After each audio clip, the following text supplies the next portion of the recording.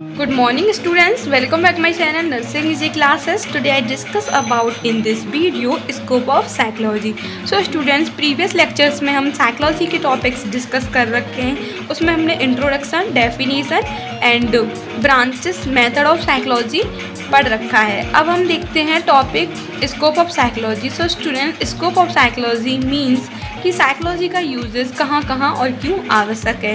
तो इसको to type से हम समझते हैं. फर्स्ट, नॉन मेडिकल सेक्टर, इन मेडिकल सेक्टर. तो इनके नाम से ही पता चल रहा है कि नॉन मेडिकल सेक्टर जैसे नॉर्मल बिहेवियर को अंडरस्टैंड करने में, इन मेडिकल सेक्टर मेडिकल इन्वायरमेंट या मेडिकल जो जैसे कि वहाँ का इन्वायरमेंट होता है उसको समझने के लिए. तो स्टूडेंट, फर्स्ट हम देखते हैं नॉन मेडिकल सेक्टर.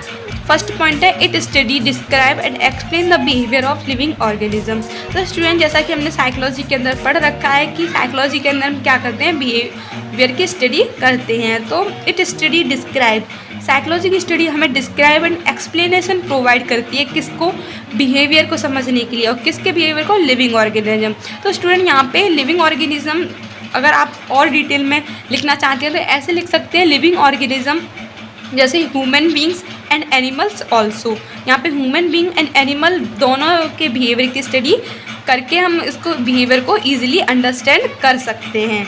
और लिविंग ऑर्गेनिज्म और ह्यूमन्स बींग्स में हम ये देख सकते हैं जैसे human being, child, adult, man, women, इन सभी की स्टडी करते हैं. देन सेकेंड पॉइंट है it describe all type of life activity and experience like cognitive and cognitive. So students, ये जो वर्ड है cognitive and cognitive, it's very important for psychology. इन्हें मैं डिटेल में डिस्कस करूँगी और डिफरेंस बताऊँगी कि कॉग्निटिव एंड कॉग्निटिव क्या होता है नेक्स्ट वीडियो में. सो स्टूडेंट्स, इस पॉइंट को समझते हैं. It describe all type of life activity and experience. So with the help of psychology हम हर एक प्रकार के एक्सपीरियंस एंड लाइफ एक्टिविटीज़ को डिस्क्राइब कर सकते हैं. फॉर एग्ज़ाम्पल, जैसे कि कोई भी एक्टिविटी किसी बच्चे ने की, ठीक है, किसी बच्चे ने की इन क्लासरूम, ठीक, तो वो जो एक्टिविटी उसने की तो उसके पीछे की हम साइकोलॉजी जानेंगे कि उसने क्यों की. फॉर एग्ज़ाम्पल कि उसने अच्छा परफॉर्म किया, ठीक है, तो अच्छा परफॉर्म किया तो हम उसकी साइकोलॉजी जानेंगे कि इसने अच्छा परफॉर्म कैसे कर पाया और क्यों की, इसका मोटिवेशन क्या था, ठीक. इसको जैसे कि अदर जो बच्चे हैं उन्होंने क्यों नहीं की, तो उसमें पता चलेगा हमें कि उस बच्चे ने जो परफॉर्मेंस दी उसकी उसे नीड थी, ठीक है, नीड थी तो ऑटोमेटिकली वहाँ पे मोटिवेट होगा वो बच्चा और उसको इंटरेस्ट था इस वजह से. और यहाँ पे हम इस तरह से हम यहाँ पे गुड एक्टिविटी को एक्सप्लेन कर रहे हैं. इस तरह से हम साइकोलॉजी की हेल्प करके बैड एक्टिविटीज़ को भी आइडेंटिफाई एंड एक्सप्लेन कर सकते हैं. फॉर एग्जांपल, किसी ने कुछ बैड एक्टिविटीज़ दी तो वो बैड एक्टिविटीज़ क्यों की, ठीक है, तो उसका भी हम पता लगा सकते हैं. जैसे कि जो बैड एक्टिविटीज़ थी तो जब हम उसे पता लगाएंगे तो हमें पता लगेगा कि वो कुछ अपना गोल था उसे अचीव करना चाहता था और वो गोल अचीव नहीं हुआ. अगर वो गोल अचीव नहीं हुआ तो वो ऑटोमेटिकली कहाँ पहुँच जाएगा, फ्रस्ट्रेशन में पहुँच जाएगा. और फ्रस्ट्रेशन में पहुँच जाएगा तो उसकी जो बिहेवियर है नॉर्मल नहीं रहेगा, तो वो क्या है, एक्टिविटी कैसी करेगा, बैड परफॉर्मेंस देगा, एक्सेट्रा. तो यहाँ पे एक्सपीरियंस एंड एक्टिविटी की स्टडी भी करते हैं with the help of psychology. जो साइकोलॉजिस्ट होते हैं वो यही तो पता करते हैं. जैसे कि नॉर्मल बिहेवियर है तो वो ईजिली आइडेंटिफाई कर लेंगे, अब नॉर्मल बिहेवियर है तो वो ईजिली आइडेंटिफाई कर लेंगे, और कोई प्रॉब्लम है उसको भी आइडेंटिफाई करके उसका सॉल्यूशन भी दे देंगे. नेक्स्ट है it study also human experience and other form of communication. So student, activity experience में साइकोलॉजी हेल्प करती है, और हम अगर अदर फॉर्म में कहें तो कम्युनिकेशन में भी हमें साइकोलॉजी हेल्प करती है. कैसे? कि जो कम्युनिकेशन है, ठीक है, तो कम्युनिकेशन को इफ़ेक्टिव बनाने के लिए हम साइकोलॉजी का यूज़ कर सकते हैं. अपनी बात को रखने के लिए हम साइकोलॉजी के कुछ टेक्निक्स को यूज़ कर सकते हैं.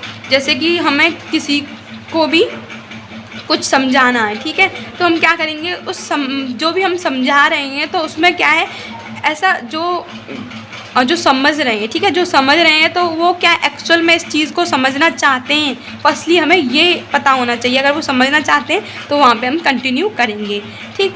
और क्या है, कम्युनिकेशन इस तरह से हेल्प कर सकती है, जैसे कि ये तो हमने खुद कम्युनिकेट किया, अब क्या है, कोई अदर व्यक्ति हमें अपनी बात या फिर जो भी इन्फॉर्मेशन शेयर कर रहा है तो उसको भी इफ़ेक्टिव तरीके से सुनने में हेल्प करती है साइकोलॉजी। फॉर एग्ज़ाम्पल कोई व्यक्ति है अपनी प्रॉब्लम शेयर कर रहा है तो वो अच्छी तरह से अपनी प्रॉब्लम को शेयर नहीं कर पा रहा है, पर with the help of psychology आप उसके फेशियल एक्सप्रेशन से, ठीक है, उस प्रॉब्लम को समझ सकते हैं, उसको एनकरेज कर सकते हैं कि उसकी प्रॉब्लम को समझ के, ठीक है, उसके जो फेशियल एक्सप्रेशन है, हाव भाव है, दुख को समझ के उससे बोल सकते हैं कि मैं तुम्हारी प्रॉब्लम को समझ सकता हूँ, तो आप क्लियर बोल सकते हैं। तो इसमें साइकोलॉजी हेल्प करेगी कम्युनिकेशन में। नेक्स्ट हम देखते हैं to teach other. So student psychology very very important role play करती है किसमें, टीचिंग में। तो स्टूडेंट्स अगर हमें किसी को टीच करना है तो it's a very hard task. For example कोई टीचर है और एक क्लास में 20 या 40 स्टूडेंट हैं, तो हर एक किसी का अलग अलग साइकोलॉजी होती है, हर किसी का अलग अलग बिहेवियर होता है। उन सभी के बिहेवियर को समझते हुए टीचर को क्या करना है, एक्सप्लेनेशन देना है कि सब बच्चों के समझ में आए। तो वहाँ पे हम साइकोलॉजी का यूज़ करते हैं। जैसे कि जो भी हम पढ़ा रहे हैं, ठीक है, जो भी हम पढ़ा रहे हैं तो वो क्या उनके समझ आ रहा है, तो वो हमें कैसे पता चलेगा, तो हम क्या करेंगे, क्वेश्चंस कर लेंगे, ठीक है, और हम ऐसा पढ़ाएंगे कि जैसे कि स्टूडेंट के समझ में आए, ठीक है, कि अटेंशन दे पाएँ स्टूडेंट्स, ठीक है। जैसे कि एग्जांपल्स के थ्रू कुछ हार्ड थ्योरी होती हैं तो उस थ्योरी को हम क्या करेंगे, किसी प्रैक्टिकल फॉर्म में या फिर एग्जांपल्स के थ्रू डिफाइन करेंगे, या फिर कोई भी ऐसा थ्योरी है जिसे हम डायग्राम के थ्रू समझा सकते हैं तो डायग्राम के थ्रू समझाएंगे।